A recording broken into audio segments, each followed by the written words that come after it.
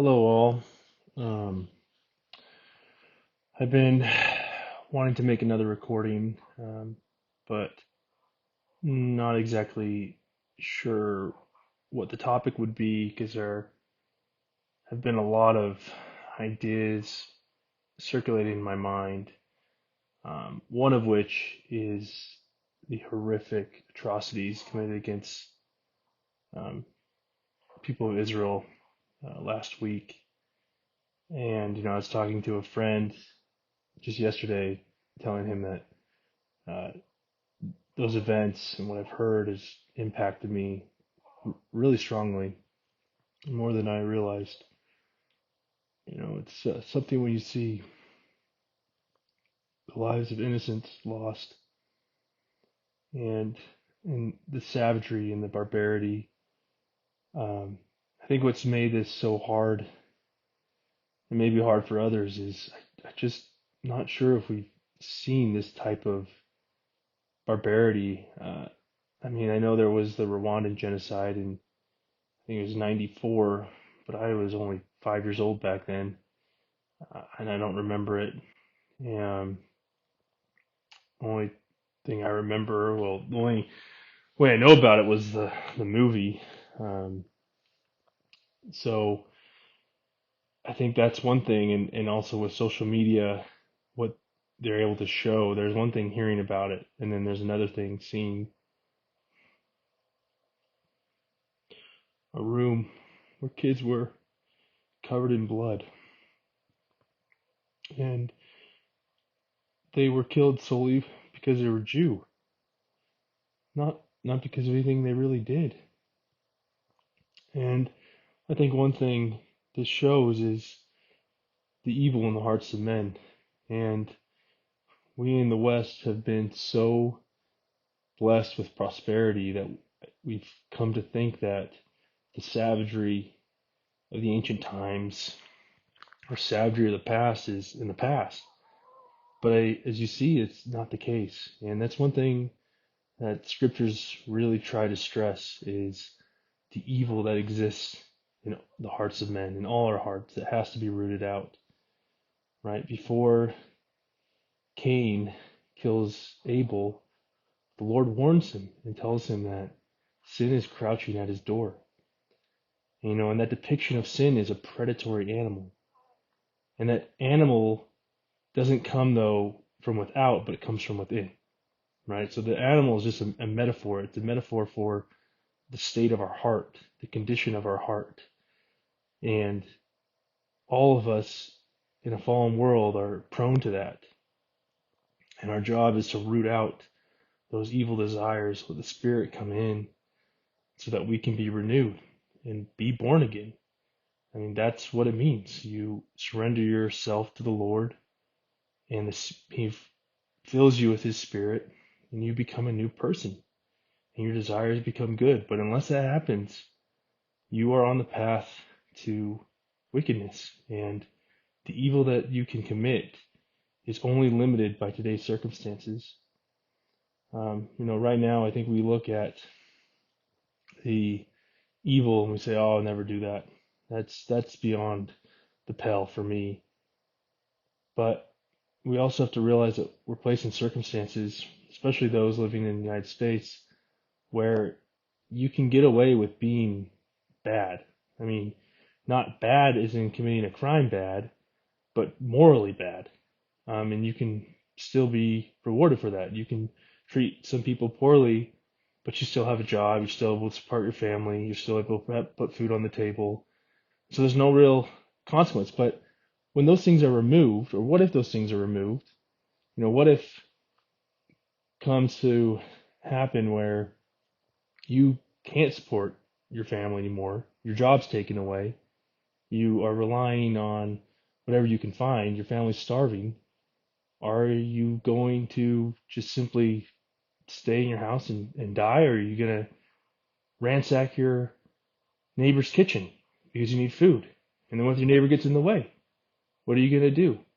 And I share these examples to really highlight the point that we are so much closer to evil than we realize, and it's just been obscured by the prosperity we have. But circumstances reveal the man, and we are very deluded when we think that we are good when we're not. And the Lord will often, that's one of the purposes of trials, is to show us where our hearts lie. Um, but it's also in that showing of where our hearts lie, we can then root out that evil desire and turn to the Lord. And that's one of the things that is such a blessing from the Lord is he talks about his peace. He gives the world he gives peace, not that the world gives, but it's his peace. And I think right now having the Lord's peace is more imperative than ever as we start to see that as some scholars refer to, the Pax Americana, the American peace is starting to decay. You see it with Ukraine and Russia, where Russia has invaded a sovereign country. You're starting to see it in the Middle East, which the Middle East is a tinderbox, and it's definitely worthwhile to pay attention to what happens with Israel and Hamas, and if that turns into a widespread eruption in the Middle East. This is definitely getting very biblical. There is a lot in the scriptures, even modern prophets, Joseph Smith, Parley B. Pratt, others, and then others prophets out there, not even the LDS Church, but other prophets who are showing and testifying that the events in the Bible, end times, the locus or the one of the central events is what happens with Jerusalem. And and if you read Revelation, we learn that Jerusalem is sieged. We learn that it's captive. A close reading of Isaiah realizes that there will be captivity from by one power, who I believe is going to be Iran, versus the Jews in Israel. So there's a lot going on, and we are very getting into we're only in the beginning. If this is the opening of the seals of Revelation, we're only in the beginning of those, but it's going to just get worse. And if you read Revelation, you see that it just increases in intensity and in destruction. And I don't share this post to be a doomsayer. I don't share this post to be gloomy or to cause people to hope, but I actually share this post or this video for another reason, which is to give you hope. But the hope that you can have can only come through Jesus Christ. Because through him, you can do all things. Because he knows how to do all things. He will be able to lead you to the best circumstances or the best possible outcome given your circumstances. Because he is all wise. He knows the beginning from the end. He is the beginning and the end. He is everything. He has overcome everything, and he knows how to do it, and so he can lead you to do the same thing. And men can't. And you'll see as time goes, men and all their learning and PhDs are going to be fools, and they're not going to realize how to stop the economic collapse, the wars, and we're going to realize that our only source of salvation, both temporally and spiritually, is the Lord. But to get there, we have to trust in him. And that trust doesn't just simply mean believing or just saying, oh yeah, things are going to work out. But it's that trust no matter what, whatever circumstance, whatever situation he places you in, that you will turn to him and trust him that it's for your good. And that's going to be really relevant as the years continue forward. As time marches on, things are going to get worse and worse. And the scriptures talk about that during the end times, the hearts of men will fail them. And it's significant that it says hearts. And there's a lot that you can get out from the scriptures by just understanding the significance of the heart and what it means. But, as I said earlier, the Lord is after our hearts. He's after changing our hearts, because our heart represents who we are. It represents our deepest desires, our deepest longings. It's the core of who we are. And so the Lord changes us by changing who we are. And sometimes it requires us to go through very challenging learning experiences. But if we trust in the Lord and know that the experience is for our good, as he told Joseph Smith in Liberty Jail, if we can trust in the Lord and go through that, then we can become purified and refined. And that's kind of the process of sanctification. Sanctification is often the experience of trials. It's the burning away, purging away of dross, so we can be refined further and further. And yeah, the imagery of the refiner's fire is very apt. That's what sanctification is. It's sending you into the darkness and letting the darkness expose you, and then you choosing to become better. You choosing, and oftentimes that darkness it exposes you to is just that darkness within you, right? David in Psalms, asked the Lord to try his heart. He said, "Test, examine me, that I'm not found with any impurity," I think is what it says. I know it's to test and examine. And so, again, that's what we have to do. We have to be tested. We have to be refined. And right now, I've gone through my own challenges, and maybe one day I'll maybe share exactly what those are. And challenges are unique to each individual, but they have absolutely tested my faith to the utmost level, and has times shown my limitation of faith. Right? So another thing with trials is it shows our limitations of faith. I will follow you, Lord, up to, but not then. Right? I'll do what you want me to do, Lord, but not that. Well, then we don't really have faith, because the Lord would never give us something bad. It might appear bad, but it's always for our benefit, because he loves us. Just like loving father loves their child, and will, have to discipline and discipline their child when the child misbehaves. We'll have to remove things the child wants to do because it's not safe. I have my daughter, and she likes to climb on our table, and she's already had one fall and fell pretty bad. Fortunately, she didn't hit her head or anything.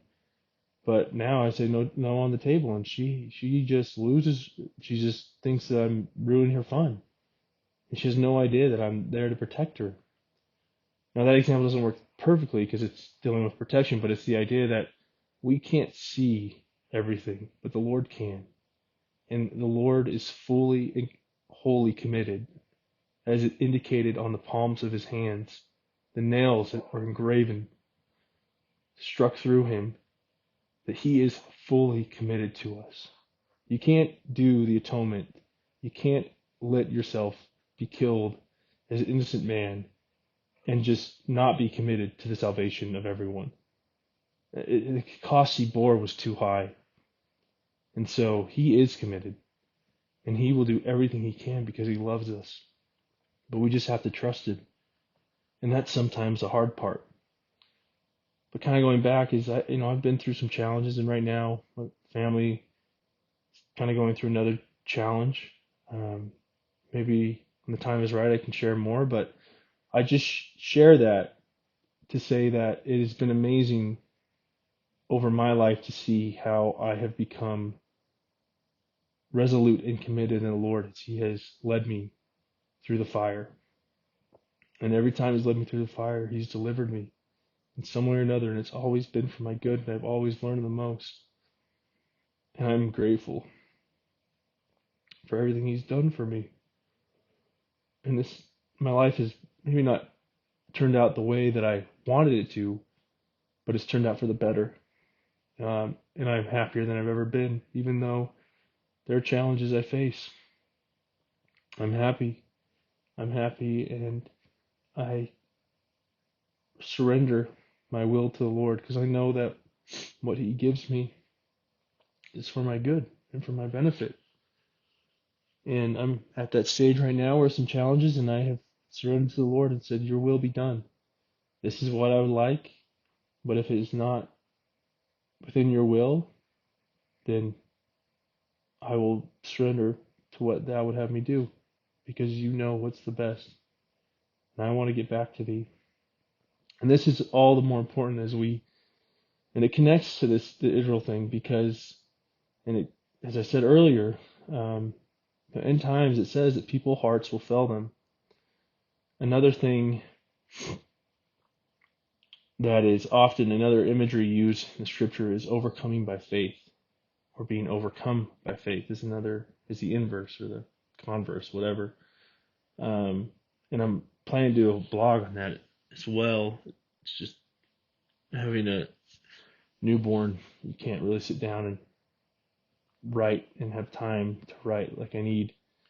But anyways, I think I can kind of share a little bit. But the whole crux of our mortality, well, a part of it, there's a lot of purposes coming to this earth. And I've kind of alluded to it in my blog, and I'll again talk about more in another post, but is this idea of overcoming the world by faith. And I believe in Revelation, the book of Revelation, the Lord, you receive some people who are, I think, martyred or exalted. I can't remember exactly. But it says they overcome the world by faith. And what that means is that their faith in the Lord was so strong that nothing in the world could take it from them. And therefore they're exalted because the Lord knows their heart and knows that He can trust them to be kings and queens, priests and priestesses. And He can give them dominion, stewardship, you will, over a portion of His creation, and knows that they'll be taken care of. They'll be watched over, because these people who died, or these people who overcame by faith, show to the Lord that they trust Him no matter what, and that they will do whatever the Lord tells them to do. Not because the Lord's a dictator. That's bullcrap. And people who say that are just not even engaging with, they're not even having good faith in the argument. I mean, is a father a dictator because he tells a kid to do certain things? No. I mean, it can be, but a good father, I mean, actually, like, if you don't help your kid to learn and discern between good and bad and tell them what to do, because they don't know anything, they don't know good and evil, they don't know, they need you to tell them by creating boundaries and limits, and also guidance, to provide guidance. If you don't do that, then I would say you're not a good parent. A good parent sets limits, boundaries, and teaches and directs so that then they're ready. And that's what the Lord does. And He gives those instructions so then we can then be free, have that knowledge, and eventually then we use our own discernment and understanding after we've been guided by the Lord to then not to use our own abilities, right? But still being centered on the Lord who knows all things, and acknowledging our own blind spots at the same time. But anyway, so it's overcoming the world by faith. And what we've seen with the Hamas attack on Israel is only the beginning.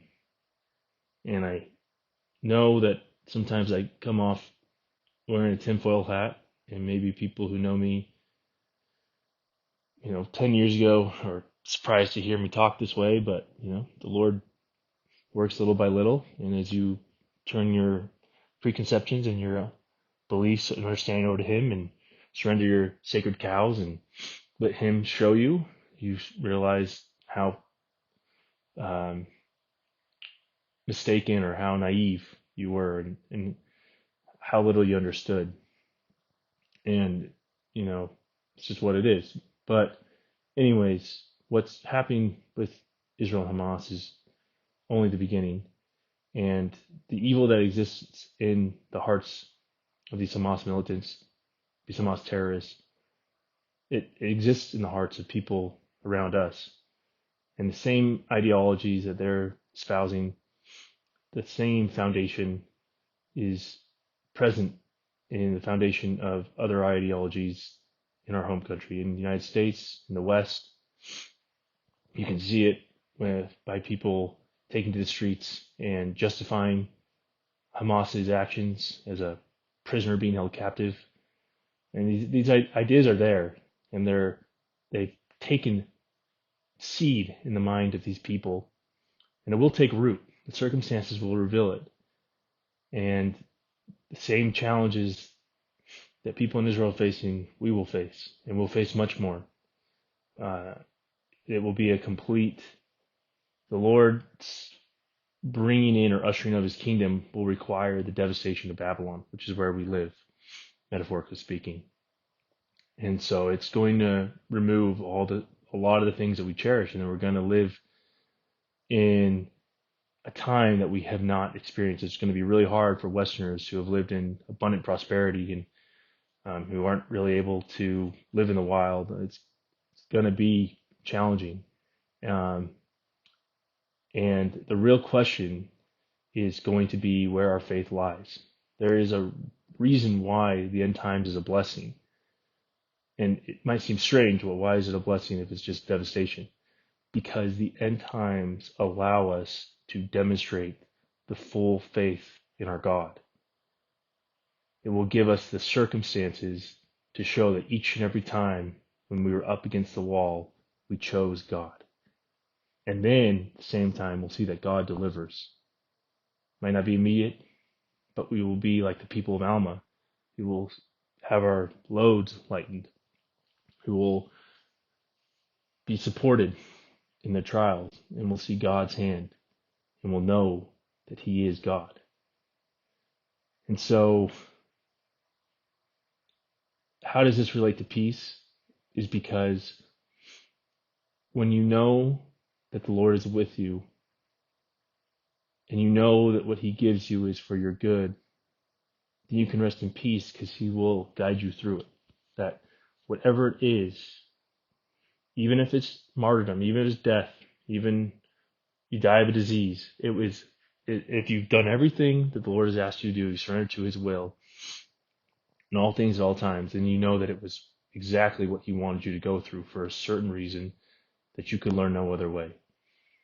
Because you can only learn so much by abstract learning, right? So in the pre-existence, I imagine we were taught, we learned about the good, we learned about the evil. We know that from Alma 13. People had a chance to exercise faith, choose good versus evil. And so there was always good and evil to choose from. But when you have a spirit and you're not dealing with the challenges of the body, it's a lot easier to say you're going to do good versus actually doing it when you then come to earth and you're exposed to the challenges of the flesh. And you have to then walk by faith, not necessarily by sight, although I think you walk by faith in the pre-existence as well, but that gets into a very deep rabbit hole. But the idea is that you have to walk. You have to walk by subduing the body to the spirit and by relying on God and not, even though you can't see the end from the beginning. So that's what it's about. It's just harder to do that abstractly. It's easier to do abstractly. It's easier to be like, oh yeah, I'll follow God, and then it's one thing to say that and then actually be put to the test. And that's what mortality is all about. And one of the components is, do we have the faith in God so much that nothing in this world can shake it? And it's been amazing, and I'm grateful for the Lord and his grace in giving me that ability to endure the challenges, endure it patiently, without giving up. And there is a peace that comes. And I think the reason why I'm able to endure it, the challenges I've had, is a peace that comes, and it comes from the Spirit that you receive that as you heed him, and he will fill you with his peace, and you will have that assurance that he is with you and that whatever's happening is because he loves you, and that love is greater than anything. And so I encourage you to all seek for the peace of God, and that comes from sacrifice, but not sacrifices you want to do, sacrifices he calls you to do. And it comes from surrendering your will each and every day, because most of the times your will is contrary to God. It's in the opposite direction. And that's because you don't know. You don't know exactly what God would have you do. You don't know exactly what's good versus evil. You have an idea, but we're still just little kids in God's lap. And so we need to turn to him and let him show us the way. But if we do, then we'll have that peace, because we'll have that assurance that everything is working out. And have a post coming out following along with the Faithfulness to the Lord series about hope. And encourage you all to read that as well, because it explains what hope is in the gospel. And it's something different than how we tend to use it in modern day speak. And so, times our comings can be challenging, but the peace of the Lord is the greatest gift, and we're gonna need it. And it only comes by surrounding ourselves, by willing to do what he would have us do at all times and all places. And then when we do that, we have that assurance, and that assurance brings us peace, because we know that whatever path we're on is a path we need to be on, and it's the path that will lead to the greatest happiness for us.